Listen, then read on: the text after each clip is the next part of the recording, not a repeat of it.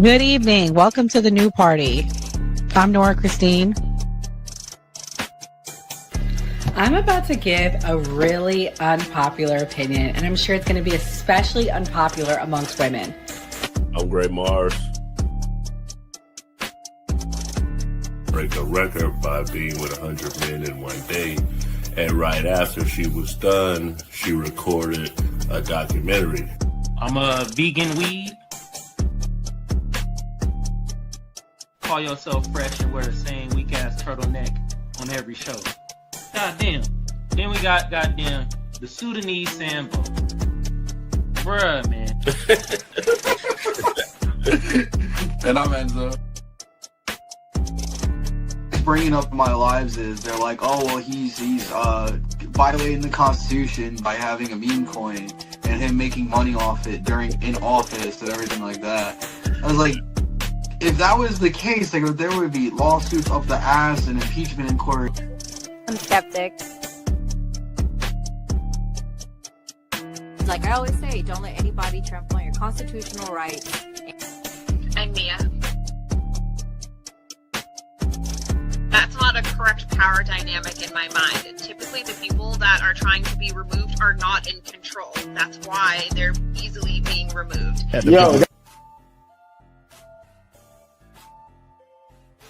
The government, states, they start putting these RICO acts on Diddy, all of these guys, and try to put it on these ongoing criminal organizations. I ain't never seen the government put a RICO act on the KKK. If we sit there and be old school, we gonna miss the boat. You know, a lot of this kids 19 years old buying houses with Bitcoin, buying Maserati. Wow.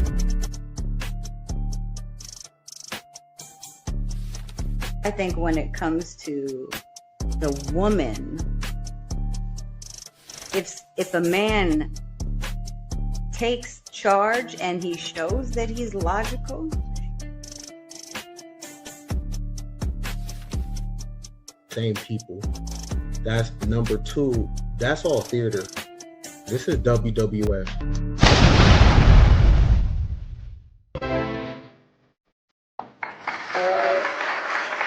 Well, yeah, I know better. We know better than to be here. Out.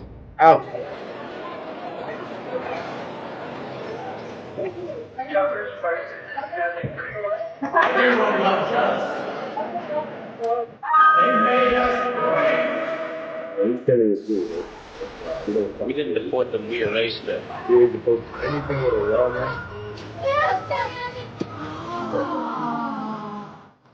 We made America great.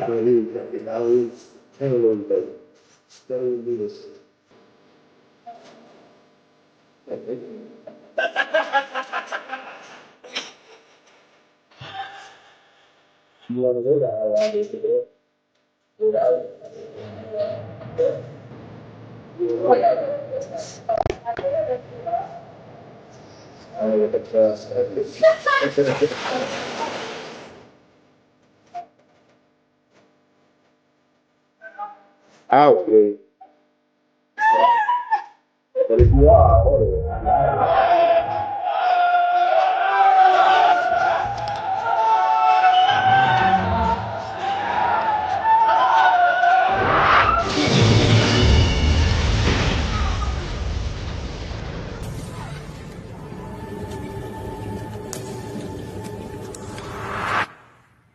And that was the end of the first phase of democracy as laid out by the Founding Fathers, and the beginning of the healing.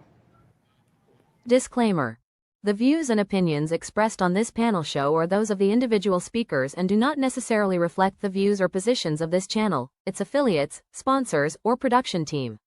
This content is intended for informational and entertainment purposes only. Viewer discretion is advised. We encourage respectful dialogue and critical thinking around the topics discussed. Described him as one of the most dangerous men on the face of the earth.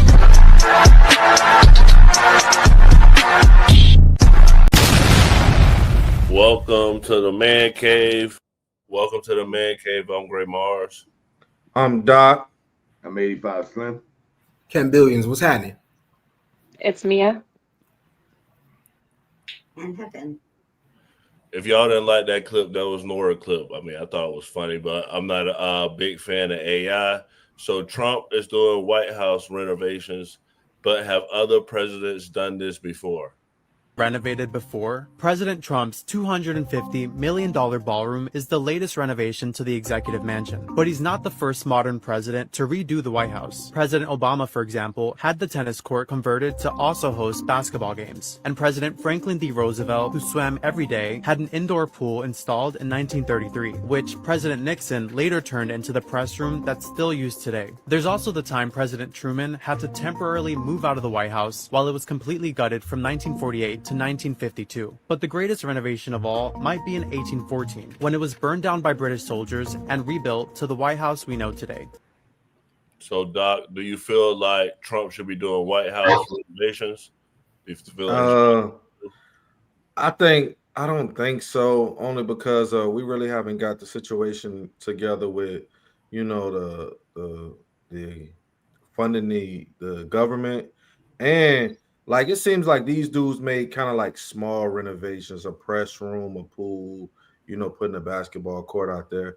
$200 million. I don't know how many people are really gonna be in this ballroom, that you're spending $200 million on. Like, so I don't think he can. I just think I don't know if that's the renovation he should do. Well, I'm gonna play the design of it. Finally getting a $200 million ballroom, and it will triple the East Room's size.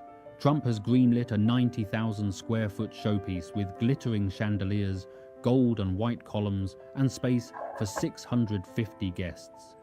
For decades, events had to squeeze into the tiny East Room or oversized tents on the South Lawn. Now the East Wing will be replaced, offices temporarily moved, and architects are designing a ballroom that looks like it has always been part of the White House. Private donations, including Trump himself, are funding the project, and security, engineering, and design are all being handled by top firms. Do you think this new ballroom will live up to the hype? I take it back. If they're gonna pay for it, go crazy. If he gonna pay for it, he said private donations include himself. If he gonna pay for it, go crazy. I take it back.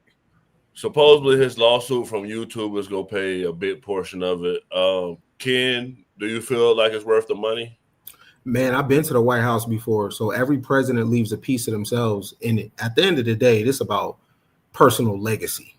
Everybody want to have their name down in the history books. So people have streets named after them, projects named after them.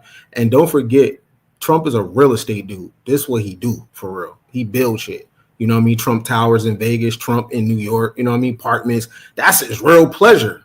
That's what he really do. Like, and if you remember old like 60-minute documentaries, like he used to go from room to room, touching on the fabric, touching on the pillows. Like he's anal about this stuff. That's what he actually does. So he's kind of on script. Well, people are complaining because he's destroying the East Wing. So this is what they had to say.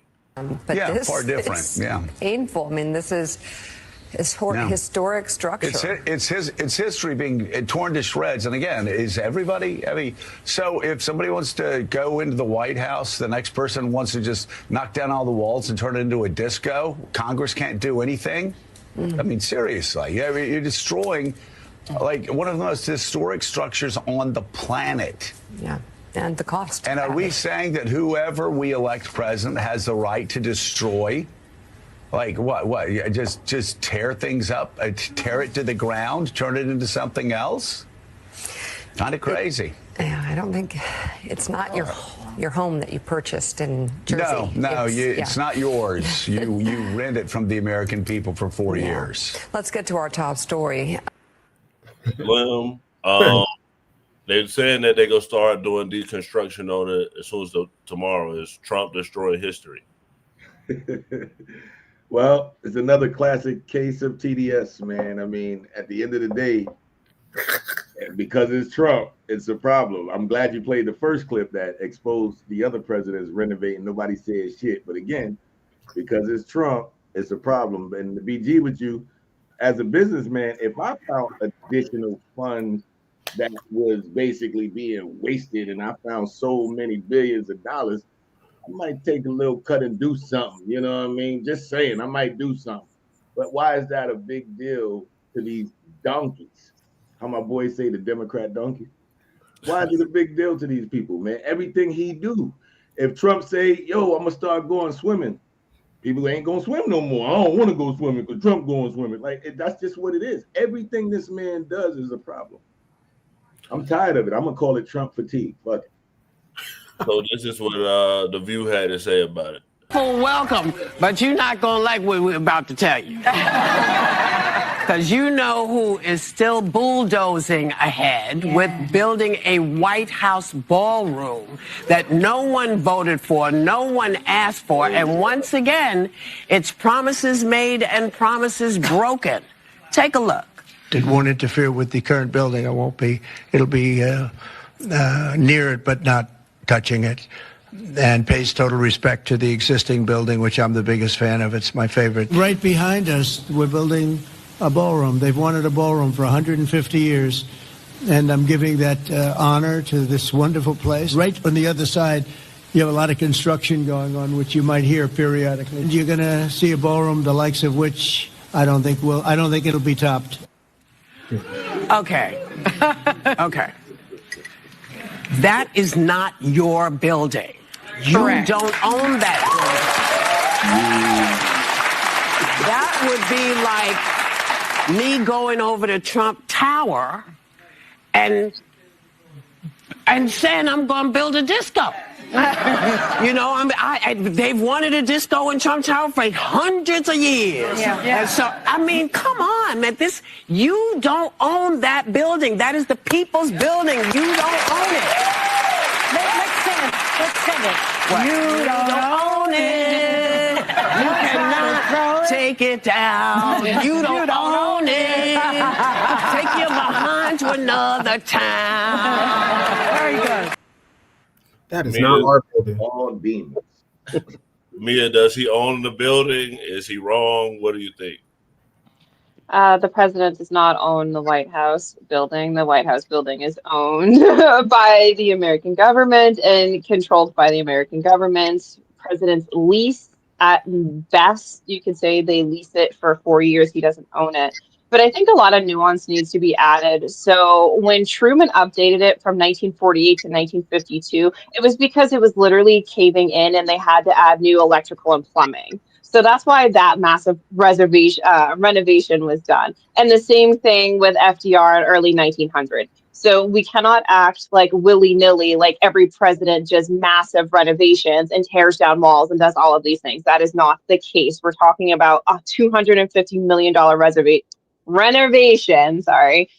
So, I mean, it at best, it's bad PR. I agree that he should be able to change some things to cater to him and his wife's taste because that is acceptable and normal.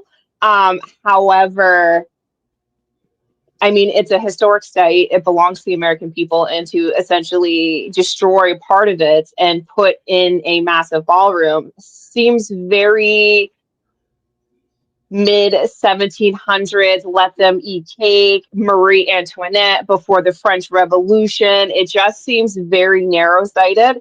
And I guess I'll just land with let them eat cake because that's exactly what happened in Versailles. They went about their business, they shut the doors, everybody starved, and then they jumped through and burned the building and then took everybody out and off with their heads. So it is very telling that this is what they are. They're building this ballroom. And let's go over some of the donations that they've received. $10 million came from Lockheed and Martin for you military. $10 million they donated to this. $5 million from Google. I think another $10 million from Meta, so on and so forth. So let's not pretend this isn't being funded by billionaires that plan on keeping said billionaire in that office. So I guess let them eat cake, I suppose. Heaven, how do you feel about Trump building the ballroom? Had he kept to his word and made it like he said he was going to do, I'm going to put it right next to it. I'm not going to like touch it's not even going to touch the other building. If you weren't taking down a part of the building, then it would be different. It's actually illegal. There's a whole act that protects historical buildings, and the White House being one of them. So, and not only that, he paved over the Rose Garden as well. So not only is he destroying the East Wing, which is someone else's. Nia, come hit the blunt. You not muted, Slim. Let me hit that, Slim. You not muted. Yeah, bro. But I was like, wait a minute, what? He said Mia. Mia, what? But I was hella confused too. I was like, man, I don't even smoke. What are you talking about, buddy? I mean, I'll hit it though. Damn. Yeah, the National Historic Preservation Act from 1966. So updating these things is one thing, but tearing stuff down, you're like, had he, and also these big plans that are handled by top firms, where are they? Because to make these renovations, before you just tear something down, to do any of these updates that they want to do or have been done in the past, there's a council that you need to go through. So there's a specific way that it's supposed to be done, because it's not the president's house, it's the people's house. So there's a whole way to go about it. And I disagree with Slim on the whole TDS. It wouldn't matter if it was anybody else either. If you're doing illegal stuff that breaks the laws that we have in this country, then yeah, people are going to have a problem with it. For sure. Well, Trump is trying to get a $230 million payday because Biden investigated him. The Justice Department to look into the federal investigations into you and look for compensation, and how much are you asking for? Who's asking for what? Are you asking the Justice Department to pay you compensation for compensation? Your federal investigations into you? Are you asking them to pay compensation, and how much? Into me? I don't get any compensation. I do it for nothing. I gave up my salary. Into me? No, it's going to be the Justice Department. Are you asking them to pay you compensation for the federal investigations that happened to you? And how much are you asking well, for? I guess they probably owe me a lot of money for that. Probably, yeah, that's true. That's very interesting. No, I get no salary. I gave up my salary. It's a good salary. Not as much as these guys make, but that's okay. It's a lot of money. And I don't, as you know, I didn't take it in the first 4 years. I'm not taking it in these 4 years either. But as far as all of the litigation and everything that's been involved, yeah, they probably owe me a lot of money. But if I get money from our country, I'll do something nice with it, like give it to charity or give it to the White House while we restore the White House. And we're doing a great job in the White House. As you know, the ballroom is under construction. It's going to be, they've been trying to get it for 150 years. And it's really, I think it's going to be fantastic. But we'll see what happens. I mean, we have numerous cases having to do with the fraud of the election, the 2020 election, and because of everything that we found out, I guess they owe me a lot of money, but I'm not looking for money. I'm looking for really, I think it's got to be handled in a proper way. If it's not handled in a proper way, we don't want it to happen again. We can never let what happened in the 2020 election happen again. We just can't let that happen. And so the way we go, I know Cash is working on it, everybody's working on it, and certainly Tulsi's working on it. We can't let that happen again to our country. Look at what's happened, where you have millions of people being allowed to come into our country, all because of a crooked election, where... Slim, does Trump deserve $230 million because he was investigated by Biden? As far as the finances, that's null and void to me. But him trying to get to the bottom of what happened in 2020 is a lot. That's important. I thought he kind of forgot about it. So however he goes about doing it, this shit needs to be exposed in multiple ways, because I'm still one of them advocates that knows what happened. I got all the information. I can't put it out. There's platforms that'll fucking deteriorate you for doing so. So for him to even say that he's still on the 2020 election, I'm cool with that part, man. Fuck the money. I don't give a damn about the money. That's irrelevant to me. Ken, what about you? I'm not sure, but real quick, I just thought about the ballroom, and I just thought about the hosting aspect, and a lot of power is about seduction. And I know moving forward, as the political landscape changes, like America can wine and dine a lot of people from around the world just by hosting little lavish parties and inviting all the most popular people in the world. That's another way of warfare. So I could kind of see the big picture on that, creating a extravagant ballroom, and you have people from around the world coming to these events. It's also an opportunity for any type of blackmail to go on. So it definitely makes sense. Mia, you think Trump should get a $230 million settlement, even if he's giving it to charity or to the ballroom? Yeah, I think he was investigated for, I think that part he deserves some compensation for. I mean, at this point in time, they really did target him. Whether people agree or disagree, at the end of the day, they made him a target, and I think he deserves some compensation. Do I think it should be 200 million? I think that's a little aggressive. I don't think he's that cool. I mean, at clean 20 million, maybe. But at the end of the day, if the Department of Justice has to pay him anything, it's all going to come from the taxpayers anyways. So on one hand, do I think he deserves compensation? Yes. Do I want our money to go to him? No. You shouldn't get a fucking dollar. Not one motherfucking dollar. He already finessing getting money. These backdoor deals that they making, giving his homeboys these contracts, all the stuff that he gonna parlay the presidency into is more than 230 million. Who we gonna have make sure that this shit straight, this shit legit? He the government. How you gonna get paid from yourself? Like, how you go? Nah, hell nah. We shouldn't give him a dollar.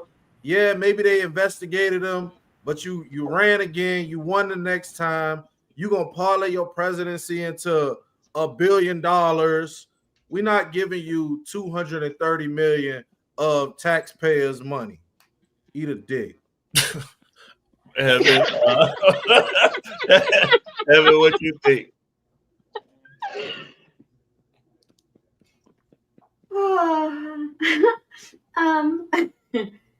Maybe he's not hungry. I don't think. I mean, if he got investigated, the government does that. They investigate people. Should everybody get like, okay, so you get investigated by the government, and they even take you. You can get arrested by the government, and for whatever it is, you go through a whole trial. You found not guilty. Do they pay you? No, they don't. Even if you're targeted. So what makes him different? Because he's a fucking old ass white man. My surprise was that he had a hard time understanding the question. Like, how simple could she say it? What do you mean? How many times did she have to reword the question to get him to comprehend? That's my concern. Why is his comprehension of a basic question so minimal? Jesus. You don't think he was deflecting? No, I think he's an older man and he likes to ramble, and he rigged the election. He said it like 5 times. So everybody like chill out with this. Oh, no, he fucking didn't. He rigged it. He admitted it. Like, give us the fucking Epstein files. You said you weren't going to touch the damn building. You could have just put it next to it instead of tearing the shit down, and even made a long hallway with all your fucking pictures down it. Get this fucking bitch out of office. And every single one of those Republicans, every single one of those Democrats, every single one of them. Because none of them care about us. And all that money should be going to our health care. All of it.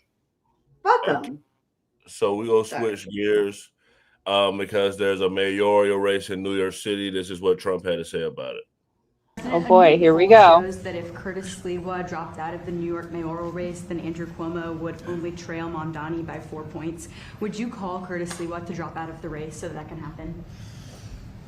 Well, I looked at the polls, and looks like we're going to have a communist as the mayor of New York. It'll be very interesting. But here's the good news. He's got to go through the White House.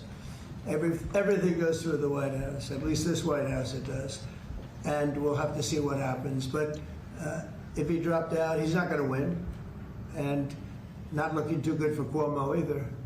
But maybe, I don't know, if he dropped out, maybe Cuomo would have a little bit of a chance, but not much, because it looks like the lead is, it's not a great lead, but it's big enough that he should be able to win. So, you know, I don't know that I want to get involved. It's really a question of, would I rather have a Democrat or a communist? And I would rather have a Democrat than a communist. Will you meet with Mamdani if he wins? Yeah, I'll speak to him. Did you say- I have an obligation to speak to him, but look, I love New York. I've always loved New York. I just can't believe a thing like this is happening. I left New York, and we had a mayor, de Blasio, who was a disaster, but when I left, it was sort of before he could really take hold. And boy, New York was a hot city, and now it's sad to see what's happening, frankly. And with the communists in charge, look, you just go back 1,000 years. I mean, it's been done many times, 1,000 years. It's never worked once. Have you guys been following this race? I sure have. So I guess we'll take a poll. Do y'all feel like Mandami, am I saying his name right? Is he a communist? I'll start with Doc first. We'll just go down. Doc, is he a communist? I am uninformed. Ken? I don't think so. Slim? Man, I'm uninformed myself, but for Trump to say he'd rather have a Democrat, that's huge. That's like, yo, I'm about to look into the brother right after. He must be communist, ain't it, Slim? Yo, Trump rather for Democrat must be he'd communist. rather have a Democrat. I ain't never heard those words come out of Brody's mouth. That's big. Mia? Yes. Heaven? I'm pretty sure he's a democratic socialist or something along those lines. I don't even think he claims to be a communist. I think he claims to be a socialist, more along those lines. Wait, Can Mia, Mia you give think- us- you think he's a- can Mia yeah, I was give about us to ask that. You points- think he's a some of communist? the points of why they feel like he's a communist? I'm uninformed. Okay, All right, so go ahead, Mia. Explain. I was just going to read the definition of communism and then explain to you why I think he might fall under that. So communism essentially is a political and economic ideology whose goal is the creation of a communist society and a socioeconomic order centered on common ownership of the means of production, distribution, and exchange that allocates products in society based on need. So with that in mind, he wants to create government-run grocery stores and so on and so forth. So, and a lot of his centers based on need more than people on merit, if that makes sense. Merit is you going out, you working, you know what I mean? You paying your bills. That's, for me, that's kind of like merit-based stuff. Like you're doing these things and you're getting something in exchange. His philosophy seems more based on need and allocating resources, including homes, rent stabilization, rent capping. That's all based on need, not merit based. So that's why I feel like he falls under the communism, because a lot of his core tenets fall under that means of takeover for people who need it the most. That's why. Right. But one of the biggest issues they have with him is his faith. He is Muslim, and a lot of people on the right have an issue with that. Donnie is practicing taqiyya. 1,000%. 1,000%. He's presenting the as Muslims are laughing at you guys. Like this is the funniest thing. Like, dude, give it 50 more years, entire New York's gonna be Muslim, and then before you know, it's gonna be Sharia courts, and then like y'all are.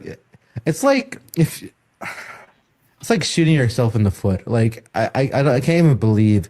And like you see Europe. You look at Europe, it's happening right now, and then you're like, oh, let's just do it here in New York. Like, it's like, no, like, you have to stop. Like, obviously, Taqiyya is working, and they're doing an amazing job at it, and they're fooling everyone. Like, and all the Muslims are, like, so happy that's happening.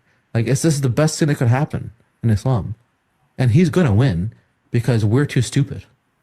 Like, no matter how many times ex-Muslims will say, Taqiyya is a real thing, they are lying to you. They will take over within 100 years.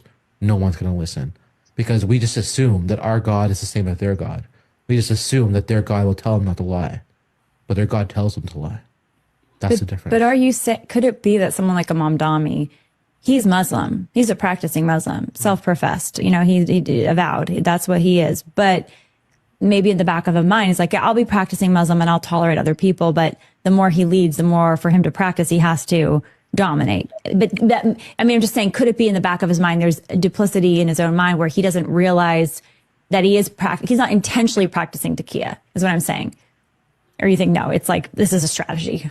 I don't think you realize how bad it is. I don't think like they talk about it openly. Like they'll literally be like, guys, we have to go out and say like we love the gays so that we can take over the West, and then as soon as we take over, we'll kill all the gays.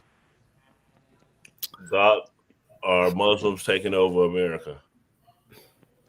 I don't know if Muslims are taking over America, but I think it's just I think this guy he sounds like he's a little biased because he has a different religious ideology, possibly. But I mean, if he's winning, I don't really know what to say about that. I mean, he may be selling something that people want. So if you're winning, you obviously are selling something that some people want. So I don't know if Muslims are taking over, but I know if you go to jail in the South, they'll become one in a heartbeat. Boys need protection. Muslims, okay, for sure. My cousin came back from prison and wouldn't look at bacon. Slim, Muslims also believe in Jesus. That's probably why it's easy for someone like Southern to convert. Yeah, but in the Quran, Mary isn't a virgin. She sleeps with an angel. And Jesus is a prophet. He isn't the son of God. Yeah, yeah. I'm an ordained minister and I study. Yeah. That's, but no, they do it for protection. But No, they don't do it because Jesus in there. They do it because they don't want to get their ass whooped in prison. No, I was just saying, I didn't say that's why. I said it makes it easier for them to convert when they're in there. Because, like, religiously, it's easier to convert. So if I was going from, like, an Abrahamic faith to, like, the Baha'i faith, it would be extremely different. You get what I'm saying? So where they... Though. Like in prison, no, I don't think I wasn't it's based saying, on faith. no, I wasn't. I know that. I wasn't saying that. Again, I was just saying that it makes it easier because they're both Abrahamic religions. That's all I was saying. That's all I was saying. It's easier. Not that's why they do it. Because trust me, yeah, I know why they do it. Ken. It's funny what like when you study like ancient religions, Yahweh and Allah are part of the same Yahwehistic pantheon. So when they think they're different, they both have a warlike nature. They both are colonizing religion, right? So it's just funny when I hear both sides talk about each other. They both have empires. They both have decimated ancient civilizations and cultures. So it's very interesting when I say that. But no, Islam is not taking over. If you really want to be concerned with something, you want to be concerned with those who adhere to the Talmud, because that's who controls the financial institutions. Well, the people who are worried are people of Jewish descent, and this is what he said at a debate. The assemblyman still won't say he believes that Israel has the right to exist as a Jewish state. He is a divisive personality. I've said time and again that I recognize Israel's right to exist. I've said that I will not recognize any state. I said that I will not. As a Jewish state. If I would be allowed to finish, that I would not recognize any state's right to exist with a system of hierarchy on the basis of race or religion.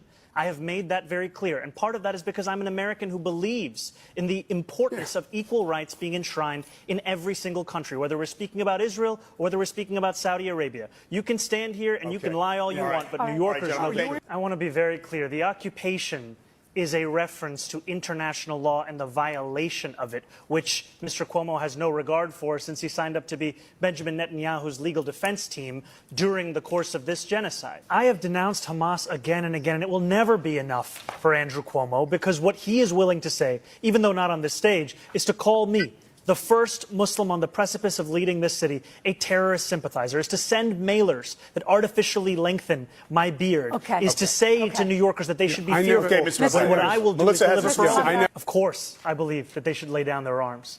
I'm proud to be one of the first elected officials in the state who called for a ceasefire. That means all parties have to cease fire and put down their weapons.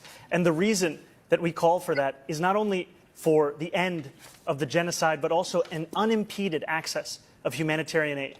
I, like many New Yorkers, am hopeful that this ceasefire will hold. I'm hopeful that it is durable. I'm hopeful that it is just. And for it to be just, we also have to ensure that it addresses the conditions that preceded this, conditions like occupation, like the siege, and apartheid. You know, it took Andrew Cuomo being beaten by a Muslim candidate in the Democratic primary for him to set foot in a mosque. He had more than 10 years, and he couldn't name a single mosque at the last debate we had that he visited. And what Muslims want in this city is what every community wants and deserves. They want equality, and they want respect. And it took me to get you to even see those Muslims as part of this city. And that, frankly, is something that is shameful and is why so many New Yorkers have lost faith in this politics. Yeah, except that's totally false. I worked with the Muslim community for many years. Name a single mosque you went to when you were the governor. Can you name a single mosque you went to in 10 years? Before you were ever here. They were before I was here. Before you were even in the state government. I worked with the Muslim community. Imams presided over State of the States. We worked in religious working groups, tolerance groups, anti-Semitic groups, etc. I didn't get my take, man. Yeah. Go ahead, Bobby. Go ahead. Yeah, man. Now I see why Brody winning. He going against Cuomo. But yeah, man, that's a tough deal. Is this guy a Republican, the Muslim guy? He's a Democrat. So we it's New York. We messed up. I mean, right now it's a lose-lose. I don't know the other guy, but I know Governor Cuomo. Like, he's been around for a long time, and New York don't like him. So I can see why this guy is winning. They just want to change. All right, so go ahead, Ken. No, I was gonna say I don't think, unless you're super into theology, like unless that's your thing, you can still lead cities and you can still lead states, and you don't necessarily have to step in another person's institution.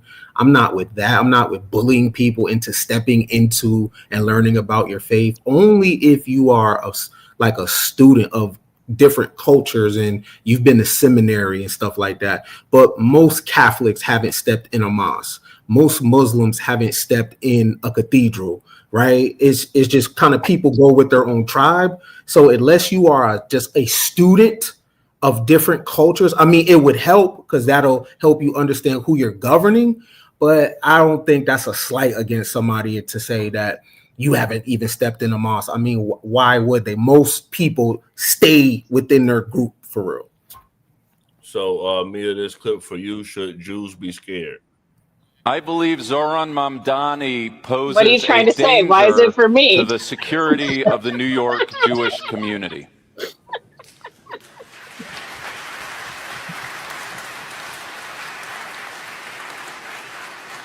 Clearly, I got to change up. Mamdani's refusal to condemn insightful slogans like globalize the Intifada, his denial of Israel's legitimacy as a Jewish state, his call to arrest Israel's prime minister should he enter New York, and his thrice repeated accusation of genocide in Thursday's debate, for these and so many other statements, past, present, and unrepentant, he is a danger to the Jewish body politic of New York City. We got a super chat. Should Jews be scared? I mean, I'm not saying, I don't think Jews should be scared. I don't think nobody should be scared in the United States. I will say Jews are just angry that they can't buy his loyalty. This is what happens when you think money fixes everything. Eventually, you're going to run into that one person whose loyalty cannot be bought, and the Jews are experiencing this. I mean, they are the elites. They've had control of this country and all sorts of economic spaces all over the planet. And they have thrown their clout around and their money around. And they're just upset that they found the one brown skinned dude that cannot be bought. And that just happens to be running for higher office. That's it. I don't think they're afraid. They're just upset that money can't fix this problem. Well, I know you like to answer the super chat. So if it's Vance 2028, do you worry about his lack of charisma versus Trump? Yes. Yes. Vance is not very charismatic. He is not very interesting. He looks like he's wearing eyeliner. I, on a personal level, don't trust him. I think he's disloyal. He's a turncoat, and I don't like turncoats.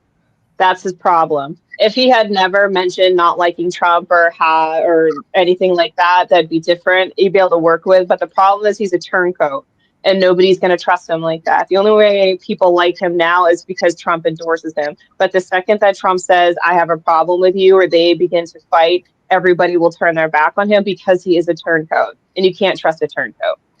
And Slim, you said on Monday Vance, right? So what you think about this? What the guy said in the super chat? You muted. I can't believe this shit. Where I usually tap this shit and stop, whatever. But yeah, I like Vance, bro. I don't have a problem with him. Yeah, he said that one little thing, but again, his reasons, man. His background checks is people that be looked into, and after everything that man went through, he chose Vance to be the VP. So I know he chose him for a reason. Whatever people feel about him is irrelevant, because I always say feelings don't really give a fuck about facts. So it is what it is. How you feel is irrelevant. What's the reality is what's the reality. Okay, for sure. So we go switch it up. If you do business with someone and y'all not doing business anymore, do you still owe them money? Because Chris Brown homies owe EBT, but this is what he had to say. I think it's a game, bro. What the hell? Why the get in on this? I witnessed it. He finna be in here and Why tell the us fuck what's got going an on. EBT card. We And got this it. is at Hold on, Breezy Bowl cuz. and made 90 whatever the million, and it say KKKKK Max. Can I get 25,000 for them four songs I owe you, bro? I just want to leave, bro. Leading up to who he is. I'm right not now. even tripping though. I got an EBT card, my nigga. Like, what the fuck? I can't even get nothing, bro, man. Y'all want to see me cry in here, so y'all can think I'm a bro. Fuck nigga. That ain't fair. Hey, I'm on EBT, bro. hey, That's why. hey, look, bro. Calm down, bro. Who is this I'm man? on EBT, Smack. Look. Say my name, bro. That shit is better. I had to go up in that by my face with a mask, like COVID, bro. Don't act like every had no motherfucking EBT card. on the set. I think I had an EBT Oh my card. And then I goodness. might get an EBT. I walk in the building and look at me crazy. Let me tell you this, cuz. my name. On the set, everybody gonna go through problems, bro. See, I guess we all need an EBT card too. Because like he was saying, What are the requirements? You are out here. You are a producer. You are a singer. You are a songwriter. You are all of those things. You're still a father, even if you still haven't seen your kids in 10 years. You're still all of those things. 10 But years? What we should be doing? Great. is What am I letting the watching? past be past. You feel Why me? do you have an EBT card? Moving You haven't forward seen it. and forward motion is a thing. You feel me? Working on yourself and moving forward, and you can only see what's in your future is a thing. We can't sit here and hold on to all of that was the past and trying to see who owe you. All right, let me give context. This guy wrote songs for Chris Brown. He wrote Deuces. Yeah, you know who he is? Yeah, I know Kevin McCall. He wrote Deuces. Yeah, so I went to the Chris Breezy Bowl. I'm not even gonna lie, in Tampa. So I was there when the statue melted. But go ahead, Ken. Okay, first and foremost, you can tell. These are LA dudes, so right. So the machismo is a little different. But when a dude starts to cry and he with other dudes, and I don't know if these is homeboys, like no one know what to do. Right. So you kind of just start clowning and shit. Like you don't know what to do. And that right there is the problem. Right. And I think women have a better way of handling each other when they're breaking down and of listening and shit like that. The dudes are so uncomfortable when a guy is doing that. But if a men are not your safe space, who the hell is going to be your safe space? Right. In that moment, they didn't stop. They didn't be quiet. They didn't just let him talk, let him get his shit off or whatever. They genuinely don't know what to do. And it's like that in a lot of guy spaces. And that's why dudes hold it in, because even when you're around your male homeboys, you can't have that moment. You don't even know what to do. Look, they was joking at first. They don't know what to do. He could be suicidal. They genuinely don't know what to do. And guys have to have a safe space to catch each other in that. So it takes pressure off women, because women gotta fuck us, feed us, clean everything, and then be that too, because men don't be that for each other. That's a problem. That's a problem. Doc, does Chris Brown owe him the money? I haven't looked into the business, but that's what's that? The Back on Fig podcast. I think the dude you see, this dude you see with the hat backwards, he used to work with Tyga, and they all like got gang ties in the LA area. They got a pretty successful podcast.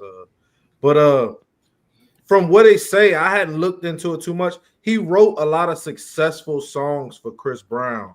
And I guess they say the music business crooked. I guess they found some way to circumvent paying him, and he just kind of, I guess he's if you feel like you did something and it turned out to be a big success and you worked hard on it and you didn't see anything from it, like they kind of just finessed you out of it because you didn't know the business. I guess it might have us all in this kind of state of mind. You know what I'm saying? So I don't know. I mean, he might own some money. I don't know. Well, before everybody else respond, I want y'all to see a clip that resurfaced. It might make y'all feel a little different about him. Songwriter Kevin McCall, and I blew the hell out of that. I wanna put them clothes up your body like a banana. Chris Brown called me and like, look, this song is going real good. We about to do the video. I only got a check for $10,000 at that time. Spent that up in no day. Tried to get a whip, some dumb shit. But when I finally got a check from Deuces that was over 6 figures, I opened that mug up. It was like, I ain't never seen nothing over $10,000 in my life. So when I saw 100 and something thousand, I'm like, I looked at my cousin, I just closed it. I got scared. I didn't even get happy. I'm like, well, I'm gonna put this shit. Didn't know what to do with it. Didn't know where to start. The most I had ever paid for rent at the time was like $300. It took me almost losing my family to realize, okay, something's not right. I had a 4-bedroom house in Woodland Hills, and my child's mom had to pay the rent. I'm thinking I'm broke, not knowing I got checks coming from here to here, on this tax ID number, all these things that I'm more familiar with now. And if I knew them then, I probably could have saved my family, but I knew I blew the bag when I had to move back into my parents' house for like a week. Just that whole time period was the most embarrassing time. I almost crumbled to the pressure, and then one of them royalty checks came in again. Praise the Lord. Another little $10,000 or something just to get me back started. I got me an apartment. Then I lost that apartment. I was back on my grandmother's couch again. I had to really sit back and say, okay, well, where's the money coming from? How do I get paid? How do I manage that to where I could survive? I blew a bag, but like they say, you're never a millionaire until you lose your first million. Mia, you was like, what the F I got you watching? And you are definitely the person that want people to get EBT. So you the reason he in there crying. At least he get EBT. So now you know who he is. Do you feel like he deserves sympathy? I feel like in ways he does, because clearly he was suffering from financial illiteracy, and that's a problem within the Black community. We don't know what to do with money because we are not taught. Because for so long, systemically speaking, our ancestors were not allowed to pass assets down to us. They were not even allowed to own assets, even when they served in the military. So we are always going to be at a deficit when it comes to finances. And considering they stripped a lot of these financial literacy programs out of the schools, especially in the inner city, for a reason, to keep us financially illiterate, so we never have the come up, it's difficult. And obviously he was younger, so I do have some sympathy. We don't know what we don't know. And if your family doesn't have that knowledge, it's extremely difficult to know what taxes are, to know how to file that.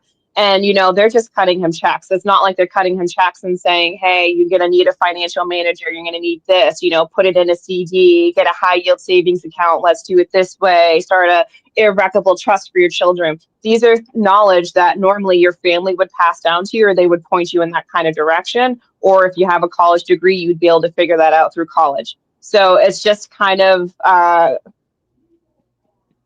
a disability that exists within our community that we are just now trying to break the cycle of. So I do have some sympathy for him. I think pseudo meal. One of the first things I learned, I can't get in trouble for this now. I learned how to sell crack when I was like 15, right? So let's just be real. The first lesson my cousin taught me when I went broke was how you spend the re-up money. He was like, if you go out here and you shoot dice, you out eating, you buying Jordans, all of this.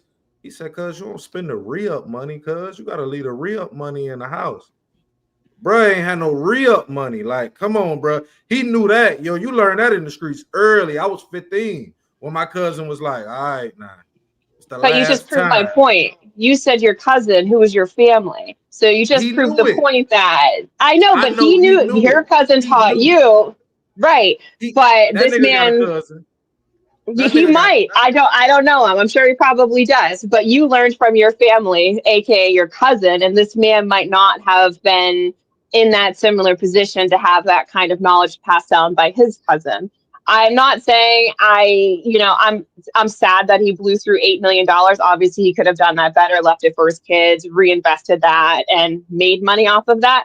However, I can understand as a young person whose family did not pass down financial literacy to me. I understand how difficult it is when you do get money, how to adequately spend it and learn. I'm gonna have Slim and Heaven respond to Chris Brown response to him crying about it. I just woke up and I thought about something. If this wrote all these songs that he claiming he wrote, why he ain't write no more? Oh wait, this is just one part of my house.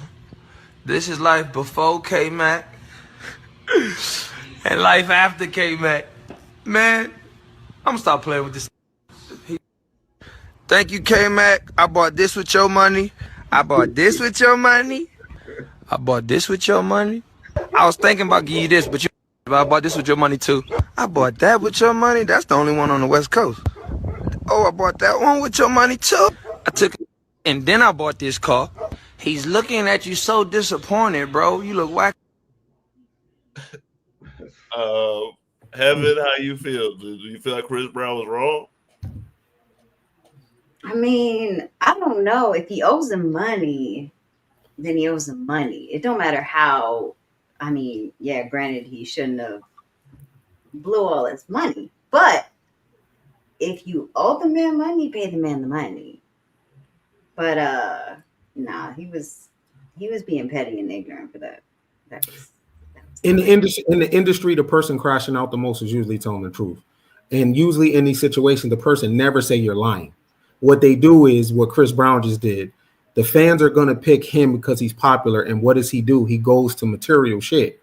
The average American is check to check and poor. So because Chris Brown has that, they're going to pick him. Notice he never said he was lying. And they never do. They'll do the same kind of thing. So that the person usually crashing out for real is the one telling the truth. Slim, you right. And on that note, I want to add to Ken, like earlier, what you said, that men don't have spaces. They don't have safe spaces. And a lot of women, like even in the comments, a lot of women don't want to see men cry, don't want to, do that for them either. They think that they look weak.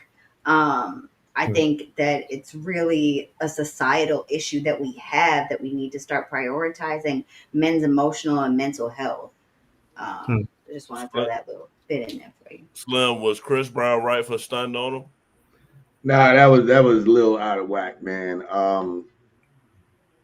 The thing is that when you get involved with these things, there's contracts, right? And I believe Chris is acting like that because he's protected through that very thing. At the end of the day, if these guys are not looking into the written documents that they're putting their name on it, what you see is the reflection and the cause of that thing. It's not nothing of Chris owing him money. He spent the money he made expecting to receive more revenue without doing the thing he did to get the money the first time. So one thing about us is we don't be consistent with anything. And when we start being consistent, that's when we're going to see a change in anything we start doing as far as making a life for ourselves, our children. Consistency is everything. $100,000, $1 million is no money unless you're putting at least 70% of it towards something else that's going to generate more income. A bag is just a bag one time, if that's just what it is, if you're not being consistent with the bag to break it down. And that's the situation he's in. He can't rely on Chris because Chris still working. For sure. So I'm going to play a final clip before we do our closing thoughts, a funny clip. Said this week, he spoke to the president of Puerto Rico and the president of the Virgin Islands.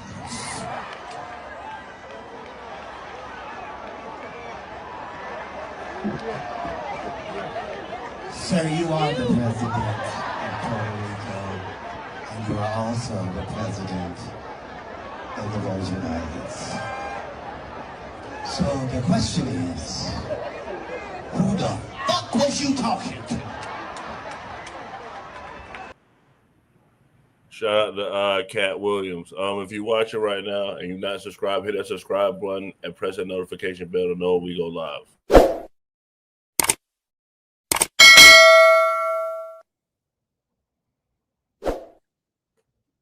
Doc, what's your final thought?